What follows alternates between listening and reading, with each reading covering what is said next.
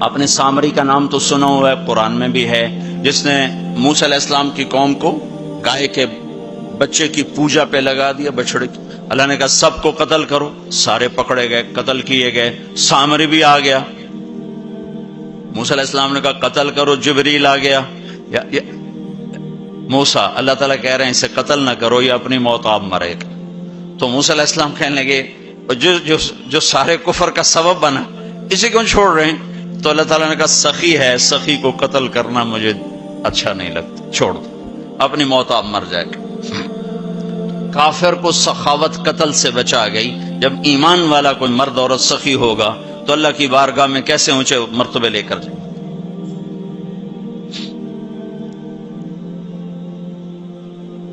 تو اپنے اوپر خرچ کرو وسعت کے مطابق، اللہ نے روکا نہیں ہے، منع نہیں کیا ہے، منع نہیں کیا ہے، لیکن غریب کو بھی یاد کرو۔ زکوٰۃ کو فرض قرار دیا، اور آپ نے فرمایا جس نے مزدور سے کام لیا اور اس کو مزدوری نہ دی، یہ تمہارے کراچی میں ہر وقت ہو رہا ہے، ہر جگہ ہو رہا ہے، جتنا بڑا کوئی طاقتور ہے اتنا وہ اپنے نوکروں پر ظالم بھی ہے، جابر بھی ہے، اور ان کے حقوق بھی مارتا ہے، چونکہ فریاد ہی نہیں کر سکتا۔ میرا پنجاب کا زمیندارہ ماحول سارا ایسا ہی۔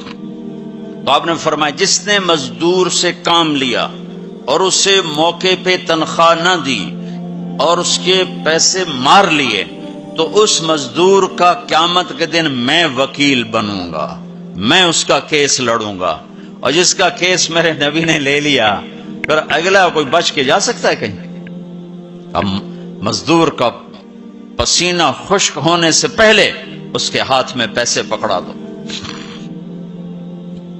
پھر مزدور سے فرمایا، یہ دونوں طرف کا خوبصورت، کیا دین خوبصورت ہے، کہ جو اپنے نوکر کی، جو اپنے مالک کی نوکری بھی پوری دیانتداری سے کرے اور اللہ کی بندگی بھی دیانتداری سے کرے تو اسے ہر کام پہ دگنا اجر ملے گا، دگنا۔ یعنی میں ایک نماز پڑھتا ہوں، میری 10 ہیں، اس کی 20 ہوں گی۔ میں ایک روزہ رکھتا ہوں، میرا 1 ہے، اس کے 2 ہوں گے۔ میں ایک قرآن ختم کرتا ہوں، میرا 1 ہے، اس کے 2 ہوں گے۔ کہ ایک طرف اپنے مالک کے ساتھ دیانتداری سے نوکری کر رہا ہے اور ایک طرف اپنے اللہ کے ساتھ دیانتداری سے بندگی کر رہا ہے، دگنا اجر ہو جائے گا۔ تو مال خرچ کرنا یہ تیسری بنیاد۔ چوتھی بنیاد ہے روزہ۔ لا الہ الا اللہ یہ کلمہ تعارف ہے، کلمہ معرفت ہے۔ نماز اس تعارف کو محبت میں بدلنے کا ذریعہ ہے۔ زکوٰۃ، لا الہ الا اللہ یہ تعارف ہے۔ نماز یہ تعلق پیدا کرتی ہے، زکوٰۃ یہ محبت پیدا کرتی ہے، اور روزہ یہ عشق پیدا کرتا ہے۔ یہ یوں ترتیب چل رہی ہے ایسے۔ ایک دم حج پہ ہم چڑھ جاتے ہیں نا، یہ پچھلی سیڑھیاں طے نہیں کرتے، جیسے جاتے ہیں ویسے ہی واپس آ جاتے ہیں۔ تو لا الہ الا اللہ محمد رسول اللہ یہ تعارف کا کلمہ ہے، تعارف ہو رہا ہے، پہچان ہو رہی۔ جیسے میرا باپ کا ایک تعارف ہو رہا ہے، چہروں سے ہم پہچان رہے ہیں ایک دوسرے کو، کسی کو ہم نام سے پہچانیں گے، پھر ملتے رہیں گے تو تعلق بن جائے گا، ایک دوسرے پر خرچ کریں گے تو وہ محبت بن جائے گی۔ تو لا الہ الا اللہ محمد رسول اللہ یہ کلمہ معرفت ہے، پہچان۔ نماز اس معرفت کو تعلق میں بدلتی ہے، اور پھر زکوٰۃ اس تعلق کو محبت میں بدلتی ہے۔ پھر محبت کو آگے پروان چڑھا کے عشق تک پہنچانا ہے تو اس کے لیے بھوکا پیاسا رہنا اس کا لازمی امر ہے۔ تو اس کے لیے روزہ رکھا گیا کہ روزے رکھ، اللہ کے لیے بھوکا بھی رہے اور پیاسا بھی رہے۔ اب یہ بھوک اور پیاس مل کر اس کے اندر ایک عشق کی آگ لگاتی ہے، پھر یہ عشق مجبور کرتا ہے کہ محبوب کو دیکھوں تو صحیح، اس کا دیدار تو کروں، اور نہیں تو اس کے گھر کا دیدار کروں، کہیں تو نظر آئے، کہیں تو کوئی آثار دیکھوں۔ تو پھر اس کے لیے بلایا گیا کہ اب آؤ والہانہ عاشقانہ مجنونانہ۔ چونکہ جو عاشق ہوتا ہے وہ زیب و زینت سے بے نیاز ہوتا ہے، وہ تو دیوانوں کی طرح آتا ہے، لہذا کہا بھائی دیوانوں کی شکل بناؤ، ٹوپی اتار دو، خوشبو پھینک دو، کنگھی پھینک دو، کفن پہن لو، جوتا بھی ایسا ہو کہ صرف تمہیں گرمی سے بچائے، سردی سے بچائے، اور آؤ میرے گھر کی طرف۔ کراچی میں کہا تضرعا و خفیہ، مجھے یاد کرنا تو آہستہ آہستہ، شور نہ مچایا کرو. اور جب بیت اللہ میں بلایا تو کہا عجب ثج، شور مچاتے ہوئے آؤ. کہ دیوانے شور مچاتے ہوئے پہچانے جاتے کہ دیوانہ ہے، بڑا سنجیدہ ہو تو بڑا عقل مند ہے. کہ نہیں، وہاں عاشق بن کے جانا ہے. عاشق ہوں میں عشق کما میں، یہ میری زبان کی شاعری ہے، تمہیں مزہ آئے نہ آئے مجھے مزہ لینے دو.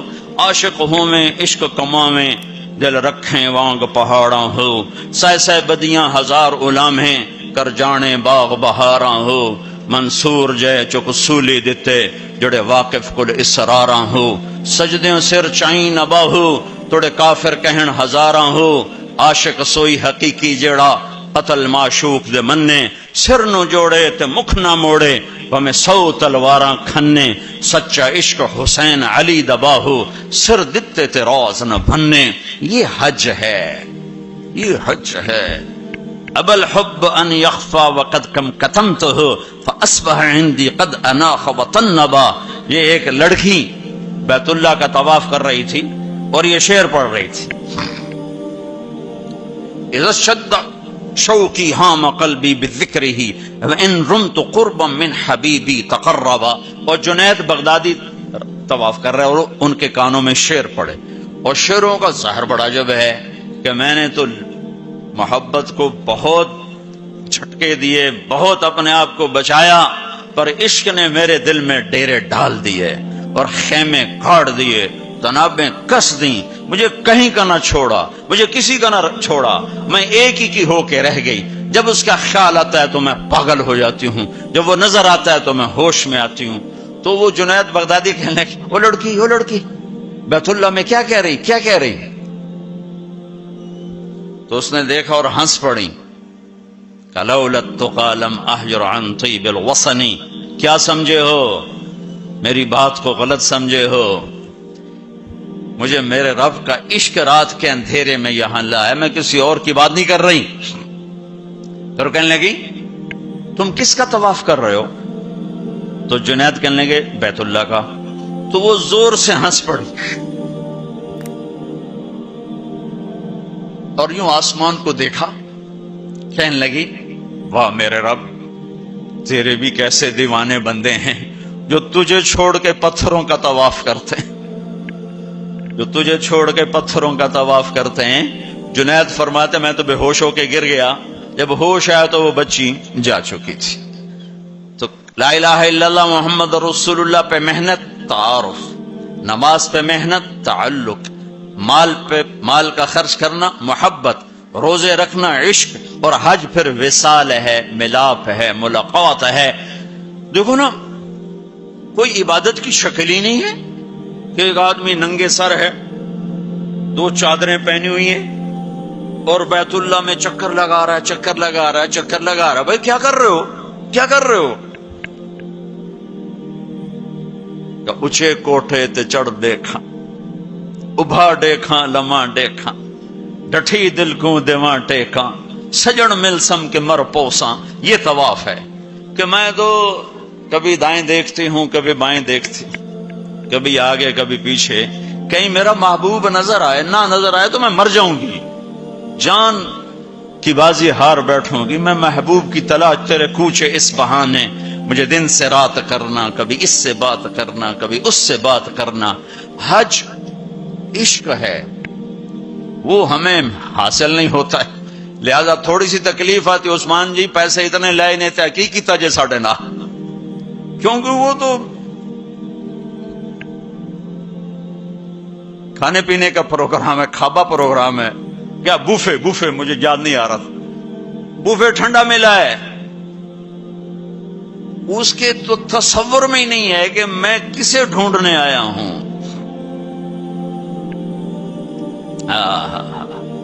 ایسا تو نہیں حسین بچوں سمیت نیزوں پہ چڑھ گئے تھے، ایک بول کے ساری نسل بچا سکتے. کون سی نسل؟ اہل البیت. کون سی نسل؟ آل الرسول. کون سی نسل؟ کائنات کی پاکیزہ ترین نسل. ایک بول پہ وہ اپنی بچا سکتے، اور جنت کا بھی کوئی نقصان نہ تھا.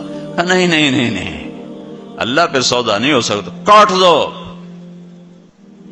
تمہارا تاجر جھوٹ بولنے کو تیار، جھوٹ چھوڑنے کو تیار نہیں، سود چھوڑنے کو تیار نہیں۔ کتنے بڑے تاجروں نے میرے ساتھ متھا مارا کہ سود کے بغیر تجارت چلا کے دکھاؤ، سود کے بغیر تجارت کیسے چلے گی؟ کہ اللہ مطلب ہی اللہ کو مقصود نہیں بنایا، اللہ کو ڈھونڈنا پانا اور اللہ کی طلب زندگی کا مقصد نہیں بنایا۔ یہی دھوکے کے گھر اور مچھر کے پر اور مکڑی کے جالے کی دوڑ ہے۔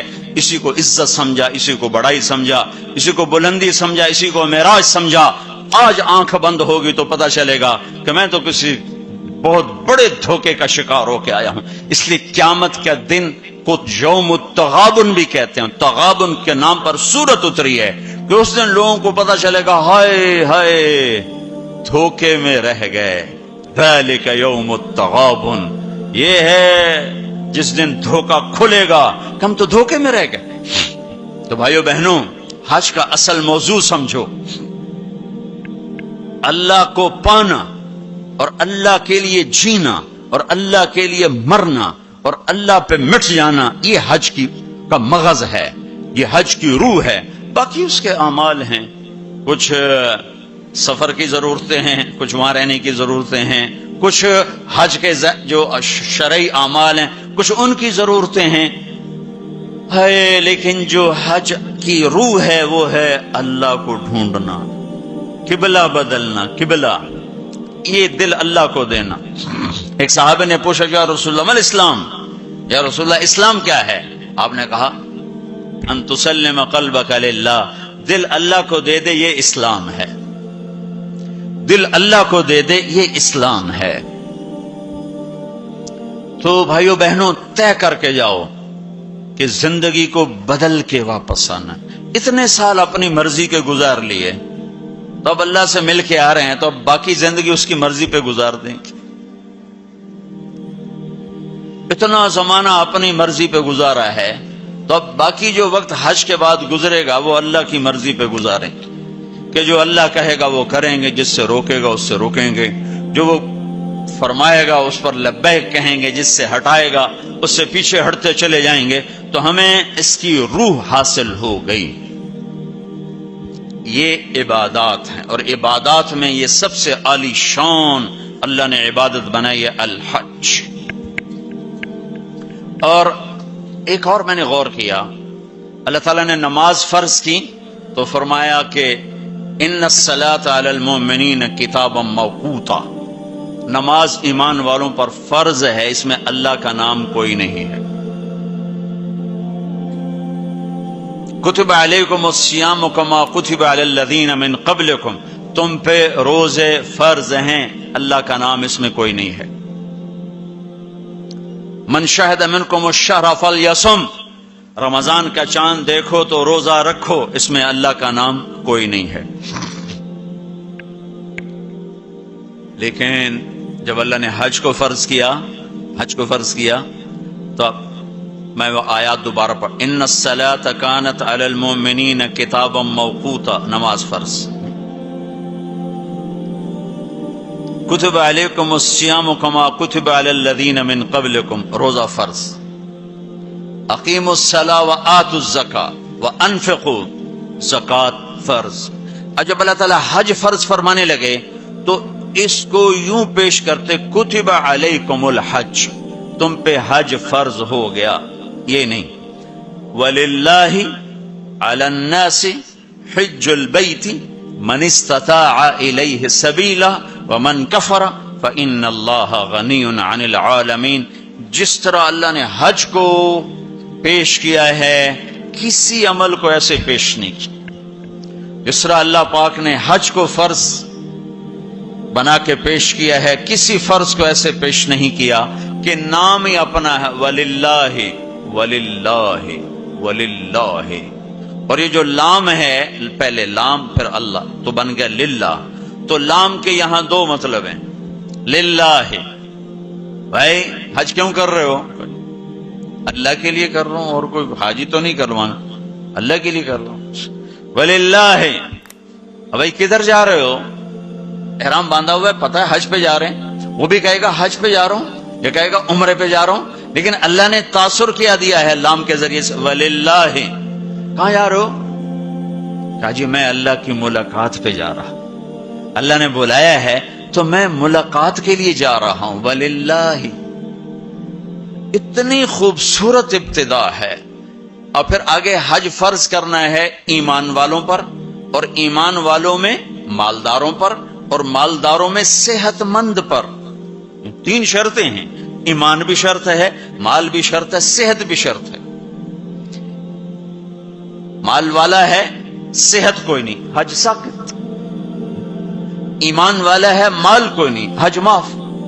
تو یہ 3، ایمان بھی ہو، مال بھی ہو، صحت بھی ہو. لیکن اللہ نے پیش کیسے کیا ہے؟ وَلِلَّهِ عَلَى النَّاسِ.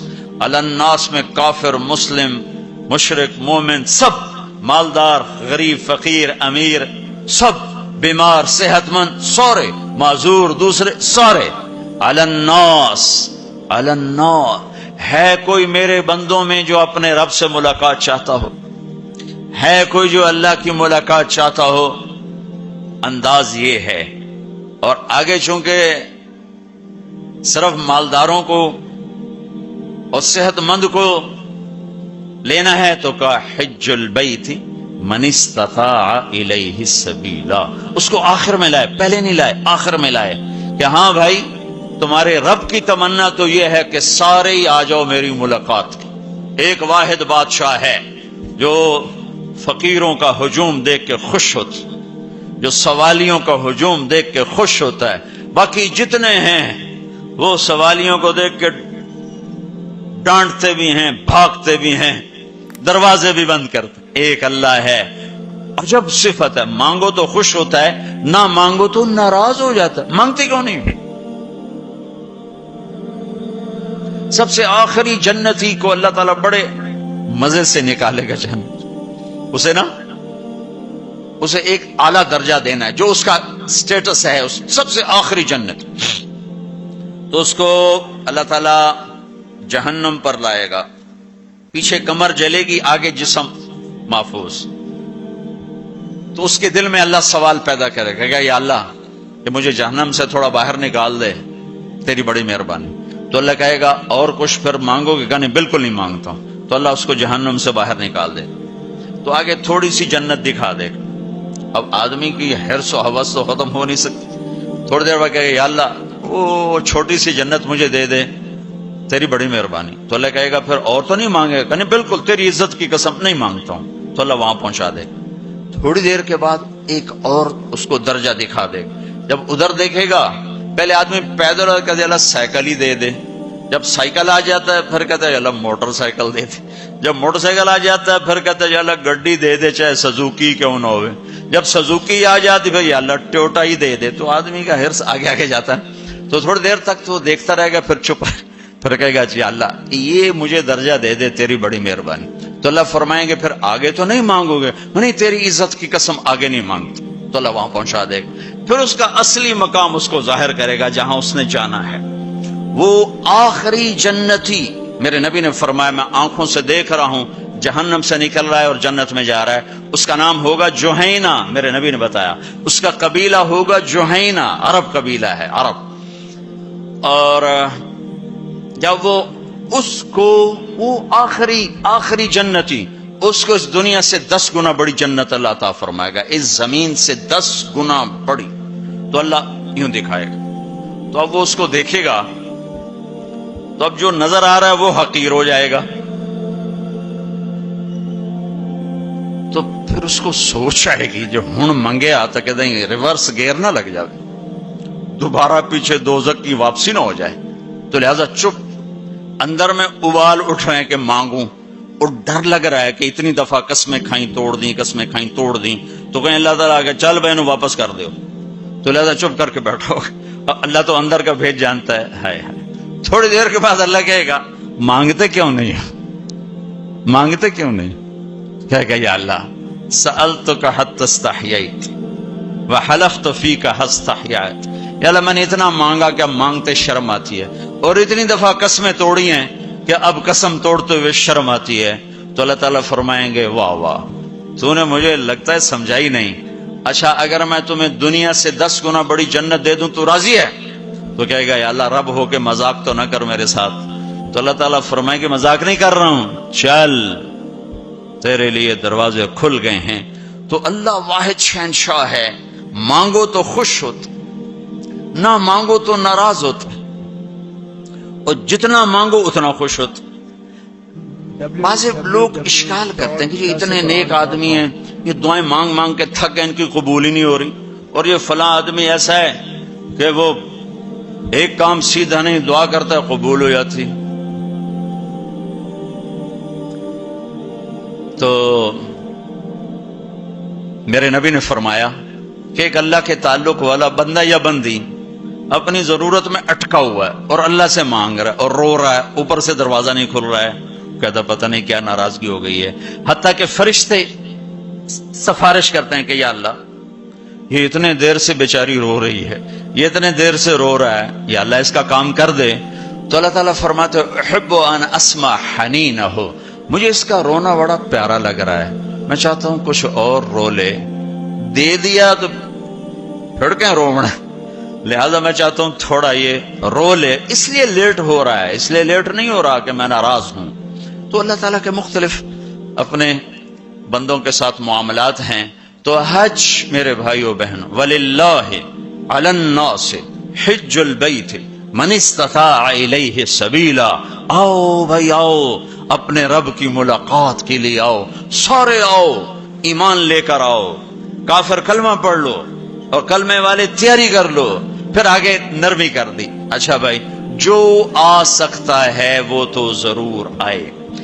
اس پیشکش میں اتنی محبت تھی کہ سننے والے کو یہ شک پڑ سکتا تھا کہ لگتا ہے اللہ کو ہمارے حج کی ضرورت پڑ گئی ہے، تو پھر ومن کفر، نہیں آؤ گے نا، یہاں کفر سے مراد کافر ہونا نہیں، ومن کفر، جو حج پہ نہیں آتا فإن اللہ لغنی عن العالمین، تو مجھے صرف تمہاری نہیں، مجھے تو کل کائنات کی پرواہ کوئی نہیں، تم نہیں آؤ گے تو کیا ہو جائے گا۔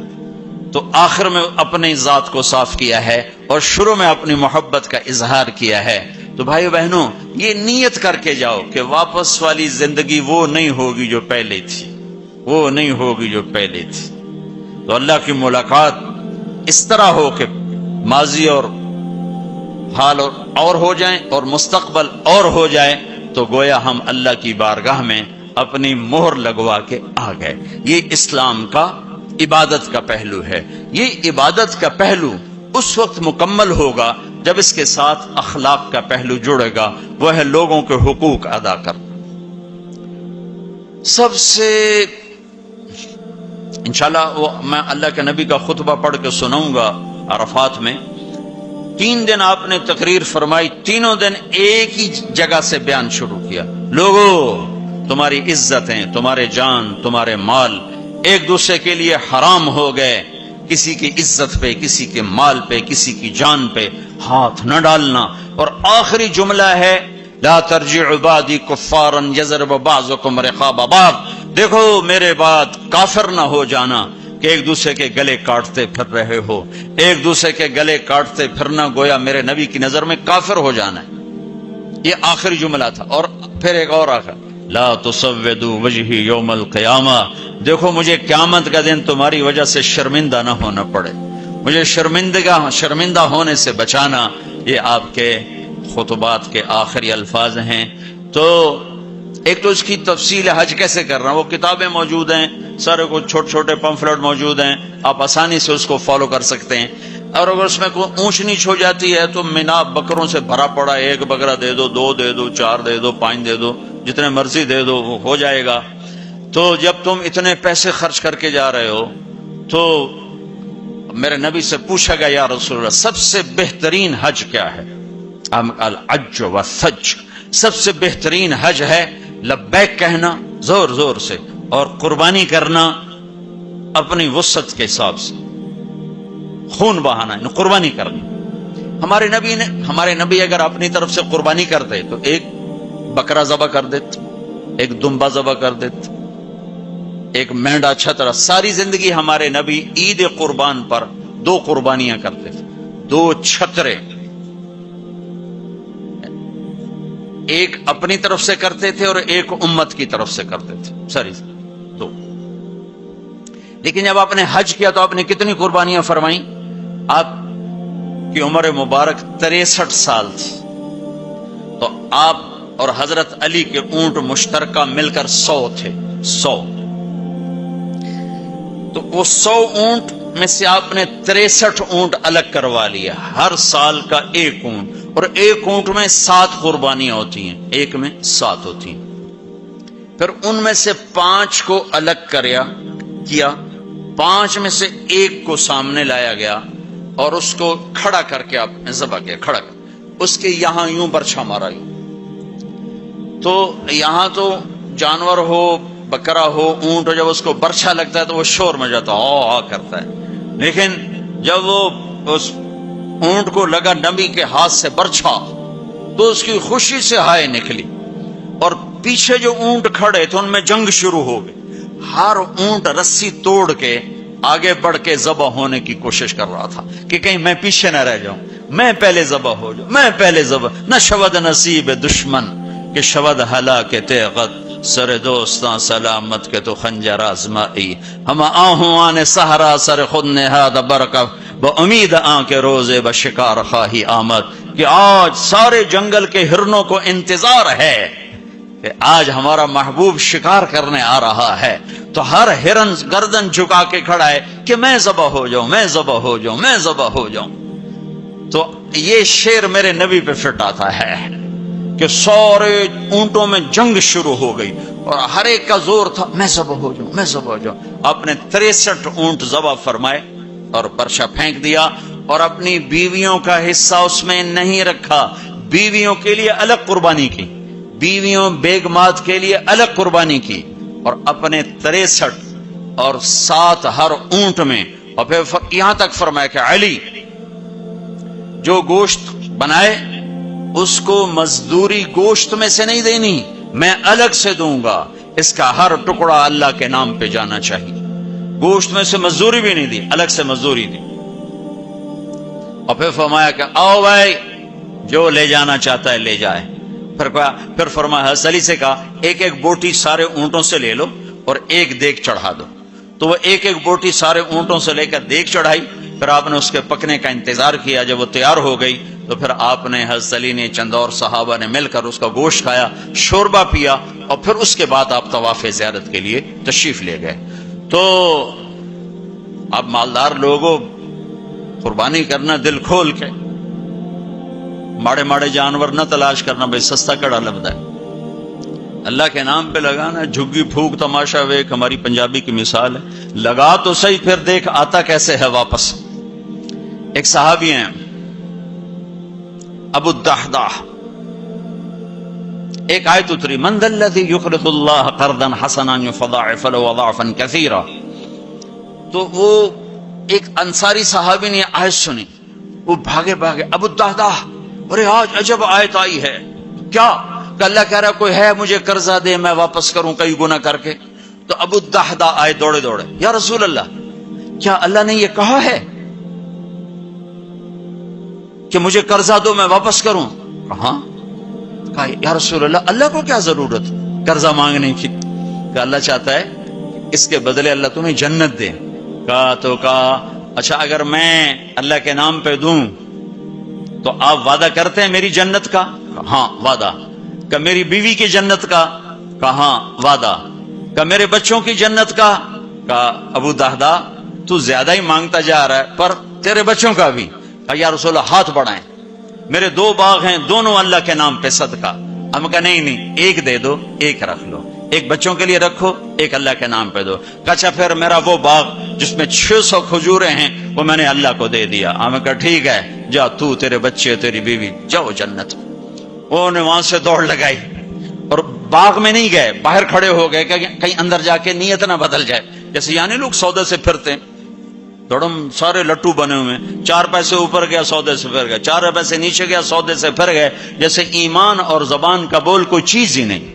پیسہ ہی خدا بناؤں بھائی، پیسے کے پیچھے ایمان بھی بک رہا ہے، عزت بھی بک رہی ہے، غیرت بھی بک رہی ہے۔ میرے نبی نے فرمایا میرا امتی ہر گناہ کر سکتا ہے، ایک جھوٹ نہیں بول سکتا، ایک دھوکہ نہیں دے سکتا۔ سارا کراچی جھوٹ اور دھوکے کا، کراچی نہیں میرا ملتان لے لو، لاہور، سندھ، بلوچستان، لے لو، سرحد لے لو، جھوٹ جھوٹ جھوٹ، دھوکا دھوکا دھوکا۔ میرا امتی ہر گناہ کر سکتا ہے، جھوٹ نہیں بول سکتا، دھوکا نہیں دے سکتا۔ ساری تجارت، سارا سب کچھ اس پہ آ چکا۔ تو آپ باہر کھڑے ہو گئے، کہنے گئے امت دہدا، بیوی کو بلایا، کہا کیا ہوا؟ کہا باہر آؤ باہر آؤ باہر آؤ۔ کیوں؟ کہا باغ اللہ کو دے دیا۔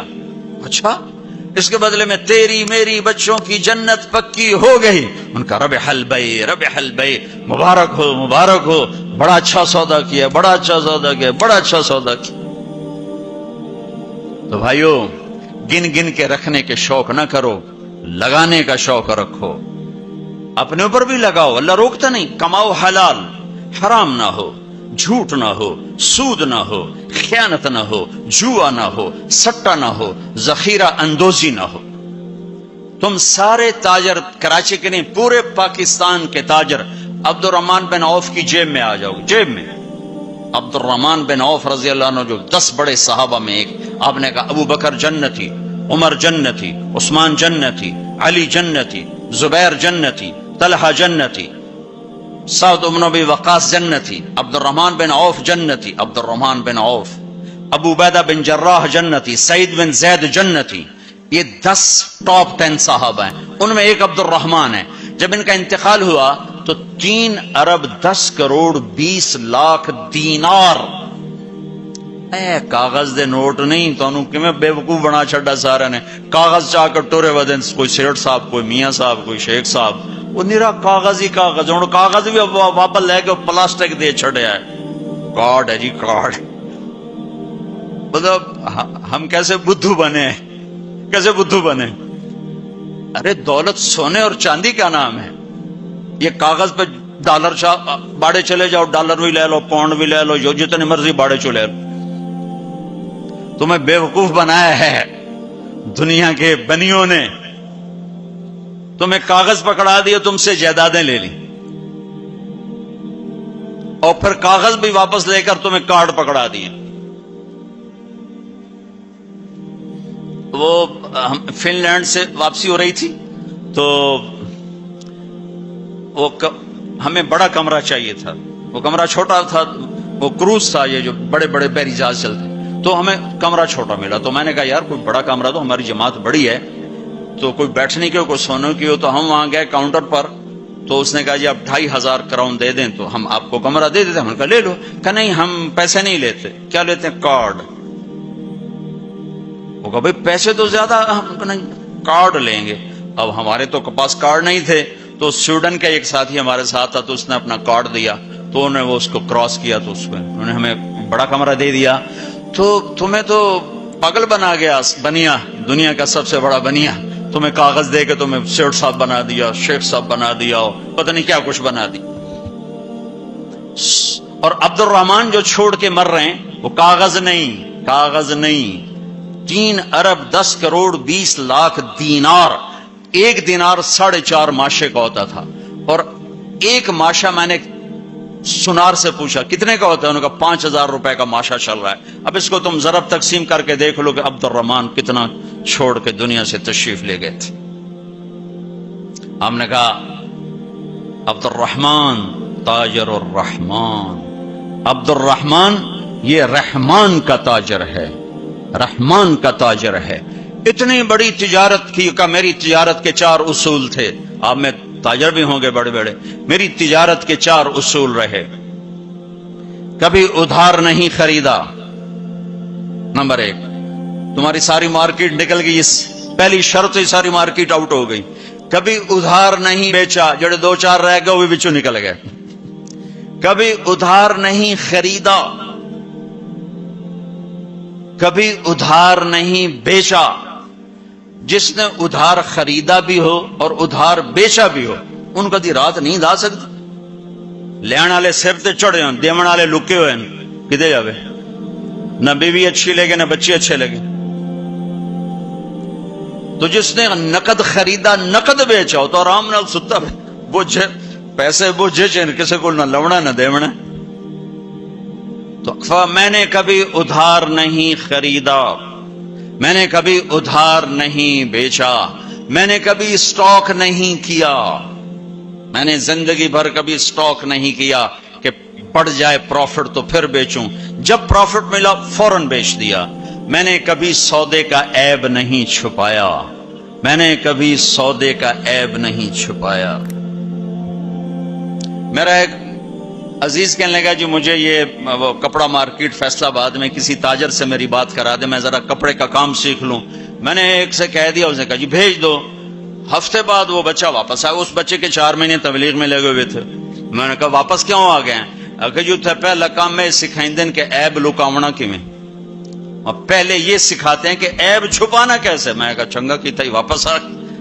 تو عبد الرحمان جیسے تاجر بنو، ادھار نہیں، ادھار لینا منع نہیں ہے، ادھار دینا منع نہیں ہے، ہاں چین سکون کے لیے، تاکہ تانوں گولیاں نہ کھاونیاں پڑ، نیندراں چڑیاں کتھے رہ گئیاں۔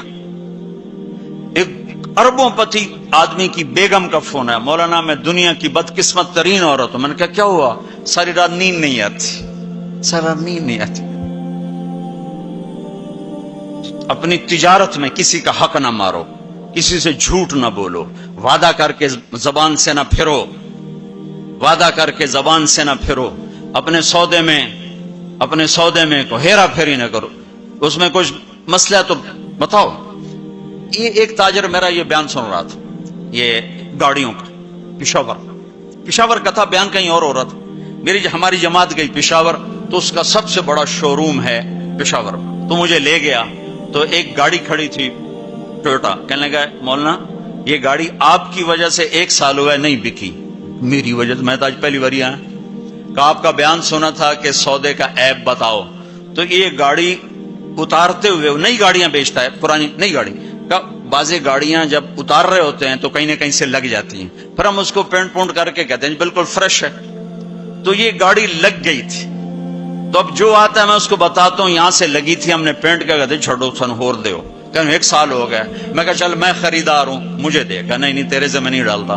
تو ہماری جماعت وہیں تھی، 1 ہفتہ نہیں گزرا تھا کہ اس کا فون آیا کہ وہ میری گاڑی بک گئی۔ اتنا ہی اللہ دیکھتا ہے، تھوڑا سا دیکھتا ہے بھائی کچا ہے کہ پکا ہے۔ تو صرف حج کر کے گناہ نہ بخشواؤ، سچی تجارت کر کے گناہ بخشواؤ۔ میرے نبی کا فرمان ہے، جو صبح سے شام تک بچوں کو حلال کمانے کے لیے تھکتا ہے اور تھک کے شام کو گھر جاتا ہے، اس کے اس دن کے سارے گناہ معاف ہو جاتے۔ تو بھائیو بہنوں، دین کا دوسرا حصہ ہے اللہ کے بندوں کے ساتھ حسن سلوک، ماں باپ کے ساتھ، بیوی کا خامند کے ساتھ، خامند کا بیوی کے ساتھ۔ اس زبان نے وہ آگ لگائی ہے کہ پوری دنیا میں جو آگ زبان نے لگائی ہے اتنی پیٹرول اور گیس سے بھی آگ نہیں لگتی۔ تو میں آپ سب سے اخلاق کے معاملے میں ایک بات، اس زبان کی حفاظت کرو، اس سے جھوٹ نکال دو، غیبت نکال دو، گالی نکال دو، دل آزاری نکال دو، دل شکنی نکال دو، جو کر جائیں سہ جاؤ، چپ کر جاؤ، پی جاؤ۔ میرے رب کی قسم، بڑے بڑے ولی ابدال تمہاری گرد کو نہیں پکڑ سکی تھی۔ جس نے زبان کی حفاظت کی اسے کوئی پکڑ نہیں سکتا، وہ اتنی تیز رفتاری سے نکلے گا۔ تو یہ پوری زندگی میں نے بیان کی ہے مختصر وقت میں، صرف حج نہیں میرے سامنے موضوع، یہ ساری چیزیں ہماری زندگی کے ضروری فیکٹر ہیں۔ اور آخری جو میں اخلاق بتا رہا ہوں، حقوق العباد بتا رہا ہوں، یہ بڑا خوفناک چیپٹر ہے۔ اللہ سے معاملہ کچھ گنجائش ہے چونکہ اللہ سخی ہے، لیکن لوگوں سے معاملہ پڑا تو کم بڑا کھو ہو جائے گا۔ اس لیے اللہ تعالیٰ فرمائے گا یہ معاف کرے تو میں کر دیتا ہوں، یہ نہ کرے تو میں نہیں کرتا، تو پھر کیا کریں؟ آپ نے فرمایا میری امت کا سب سے غریب آدمی کون ہے؟ کہا جی جس کے پاس پیسے نہ ہو۔ کا نہیں، میری امت کا غریب وہ ہے جو قیامت کے دن بڑے بڑے عمل لے کر آئے گا، حج، نماز، روزہ، زکوٰۃ، جہاد، تبلیغ، ذکر، تلاوت، پتہ نہیں کیا کچھ، لیکن حقوق العباد برباد کیے ہوں گے۔ کسی کو گالی دی، کسی کو تھپڑ مارا، کسی کی زمین دبائی، کسی کا گھر دبایا، کسی کے خلاف جھوٹا کیس کیا، جھوٹی گواہی دی، نوکر کو مارا، نوکرانی کو مارا، وہ سارے آ جائیں گے، یا اللہ ہمارا حق، کہ اتنی نمازیں دے دو، اتنے روزے دے دو، اتنے عمرے دے دو، اتنے حج دے دو، اتنا ذکر دے دو، اتنی تلاوت دے دو۔ وہ مائنس ہوتے ہوتے ہوتے ہوتے ہوتے وہ زیرو ہو جائے گا۔ ابھی حقدار باقی ہوں گے، تو پھر اللہ تعالیٰ فرمائے گا ان کے گناہ اس کے سر پہ ڈالو۔ ساری زندگی زنا نہیں کیا اور لوگوں کے زنا سر پہ پڑ رہے، ساری زندگی شراب نہیں پی، لوگوں کی شراب سر پہ پڑ رہے، ساری زندگی جوا نہیں کھیلا، لوگوں کے جوئے سر پہ پڑ رہے۔ اور آپ نے فرمایا کہ ساری زندگی کی عبادتیں کھو کر اور لوگوں کے گناہ سر پہ لے کر یہ جہنم میں جا کے گرے گا، یہ میری امت کا غریب ہے۔ تو اپنے اخلاق بھی بھائیو بہنوں ٹھیک کرو، اور یہ ایک زبان ٹھیک کر لو تو سارے اخلاق ٹھیک ہو جائیں۔ میرے نبی نے فرمایا معاذ تمہیں سارے دین کا خلاصہ بتاؤں؟ کہا جی کیا؟ مجھے دیکھنا، پچھلے بھی ذرا نظر اٹھا کے مجھے دیکھنا۔ معاذ تمہیں سارے دین کا خلاصہ بتاؤں؟ انہوں نے کہا جی کیا؟ تو آپ نے کہا یہ تم بھی دیکھ لو بھائی،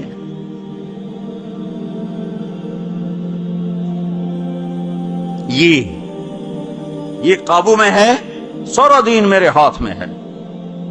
یہ قابو میں نہیں ہے تو ہر شے ہاتھ سے جا رہی ہے۔ لہذا سہنا سیکھو، سہنا سیکھو۔ گھر ٹوٹ رہے ہیں، طلاقوں کی ریشو بڑھ رہی ہے کہ سہنا نہیں سکھایا ماں باپ نے، سہ جانا۔ ہیرا کوئلہ ہی تو ہوتا ہے، وہ ہیرا کیسے بن جاتا ہے؟ وہ سہتے سہتے سہتے سہتے جب حد کر دیتا ہے تو اللہ اسے ہیرا بنا کے ماتھے کا زیور بنا دیتا۔ تو سہنا سیکھو، برداشت کرنا سیکھو، اپنے بچوں کو سکھاؤ، خاص طور پر بیٹیوں کو سکھاؤ کہ ہمارا سسرال 100% ظالم معاشرہ ہے۔ میں بڑے درد سے یہ بات کہہ رہا ہوں کہ چاہے وہ دیندار لوگ ہیں چاہے دنیا دار لوگ ہیں، سسرال کا ظلم ایک عجب داستان۔ لوگ بھتہ خوری کو، ہاں بھتہ خوری ظلم ہے اور ڈاکہ ظلم ہے، قتل ظلم ہے، یہ جو ظاہری ظلم نظر آتے ہیں۔ ایک ظلم وہ ہے جو میں سنتا ہوں، جب کوئی آدمی دین میں شہرت کر لیتا تو پھر لوگوں اپنے مسائل، حضرت یہ ہو گیا کوئی بتا دیں، حضرت یہ ہو گیا کوئی بتا دیں، تو بچیوں کے آنسو اور ان کی ہچکیاں سن سن میرا تو کلیجہ ہی جل کے رہ گیا کہ جو سسرال میں ظلم ہو رہا ہے اسے کہاں سے تولوگے؟ ایک عورت جب ماں ہوتی ہے تو ایک سراپا رحمت ہوتی ہے، وہی عورت جب ساس بنتی ہے تو سر سے لے کر پاؤں تک وہ ایک آگ بن جاتی ہے، پتہ نہیں کیوں۔ تو اپنی بچیوں کو صبر سکھاؤ، یہ بھی سکھاؤ کہ بیٹی بس زبان بند رکھنا، سہ جانا، آہ نہ کر لبوں کو سی، عشق ہے دل لگی نہیں، سینے پہ تیر کھائے جا، آگے قدم بڑھائے جا۔ آگے بڑھنے کا راستہ ہے، زبان سی لو، لب سی لو، زبان تالو سے لگا لو اور لوگوں کے سہتے جاؤ سہتے جاؤ۔ میرے رب کی عزت کی قسم، عزتیں تمہارے غلام بن کر آئیں گی، اللہ کی رضا کا تاج تمہارے سر پہ سجایا جائے گا، عزت کے سہرے اللہ کا نبی تمہارے گلے میں ڈالے، تمہارے ماتھے کو روشن کیا جائے گا۔ سہنا سیکھو، سہنا سیکھو۔ بھائی بھائی سے ٹوٹا، میاں بیوی میں لڑائی، خاوند بیوی کی برداشت نہیں کرتا، بیوی خاوند کی برداشت نہیں کرتا، ماں باپ اولاد کی نہیں برداشت کرتا، اولاد ماں باپ کی نہیں برداشت کرتا۔ سہنا سیکھو۔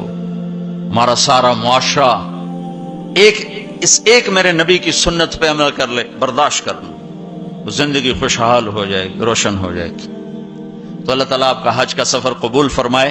میں نے جو کہنا تھا کہہ دیا، پھر وہاں کچھ باقی باتیں یاد آئیں تو وہاں کہہ دوں گا، اور جب آپ حج سے واپس آ جائیں کچھ وقت تبلیغ میں ضرور لگائیں کہ یہ ایمان کو سیکھنے کی فرقہ واریت سے پاک ایک محنت ہمیں اللہ نے دی ہے، اور صدیوں کے بعد ایسا کام ملا ہے کہ جس سے لوگوں کو دین مل رہا ہے۔ اسپین میں جہاں میرا بیان تھا وہ ایک ہال تھا بہت بڑا، جس میں سارے دنیا سے علماء آتے ہیں یا کوئی سیاسی لوگ آتے ہیں، تو وہ وہاں ان کی تقریریں ہوتی ہیں۔ لہذا وہاں ایک سسٹم ہے کہ جو بھی اسپیکر بیان کرے گا آٹومیٹک اس کا بیان اسپینش میں ٹرانسلیٹ ہو کر پولیس کے پاس چلا جائے گا۔ تو میں نے وہاں بیان کیا، تو رات کو لیٹ نائٹ ایک ساتھی ہے کہ جو چیف پولیس ہے، یعنی ڈی آئی جی سمجھ لو، وہ کہتا ہے کہ میں نے آپ کے اس عالم سے ملنا ہے، میں ان سے ملنا چاہتا ہوں۔ تو میں نے کہا ٹھیک ہے مل لیتے ہیں۔ تو 2 دن کے بعد ہماری ملاقات ہوئی۔ وہ کہنے لگا کہ جو باتیں آپ نے کی ہیں ہم نے کبھی زندگی میں سنی نہیں، ہمارے پاس تو ہر چیز آتی ہے، آپ نے اسلام پیش کیا ہے، آپ نے انسانیت کو پیش کیا ہے۔ یہ ایک غیر مسلم کہہ رہا ہے، غیر مسلم۔ کہ اگر ہر آنے والا اسکالر ایسے ہی بولے جیسے آپ بولے ہیں تو ساری دنیا میں امن قائم ہو جائے گا. میں آپ سے درخواست کرتا ہوں آپ سال میں 2 دفعہ اسپین آیا کریں, 2 دفعہ. میں کہا بھائی ذمہ داراں دا بوجھ ویل ہوندا ہے, ایڈے میرے کو ٹکٹ فالتو کوئی نہیں کیوں. یہ تو تمہیں سنا رہا ہوں. میں نے کہا اچھا جی میں انشاءاللہ آیا کروں گا سال میں 2 دفعہ. تو آپ سال میں 2 دفعہ آئیں. آپ کی باتوں کی صرف مسلمانوں کو ضرورت نہیں ہے, ہماری قوم کو بھی ضرورت ہے جو باتیں آپ نے کی. تو میں نے کیا بیان کیا؟ اخلاق. یہ جو آپ سے بیان کر رہا ہوں, عبادات تو وہ سمجھتے نہیں, میں نے نماز کی بات کیوں نہیں کیا خبر, لیکن جب میں اخلاق کو بولا, ماں کے ساتھ کیا کرنا ہے, بیوی کے ساتھ کیا کرنا ہے, باپ کے ساتھ, بہن کے ساتھ, بھائیوں کے ساتھ, بچوں کے ساتھ, پڑوسیوں کے ساتھ, تو وہ ہل کے رہ گئے. وہ پونا گھنٹہ میرے پاس بیٹھا ہے. تو میں نے ساتھیوں سے کہا کہ چھوٹے چھوٹے گفٹ لانا, ان کو دیں گے. جب وہ مجلس ختم ہوئی تو میں نے وہ تھے یہ اپنا خوشبو تھی, تو میں نے کہا ہمارے نبی کی سنت تھی جب کوئی اہم لوگ آتے تھے تو آپ ان کو ہدیہ دیتے تھے, تو میں اپنے نبی کی سنت میں آپ کو یہ گفٹ کرتا ہوں.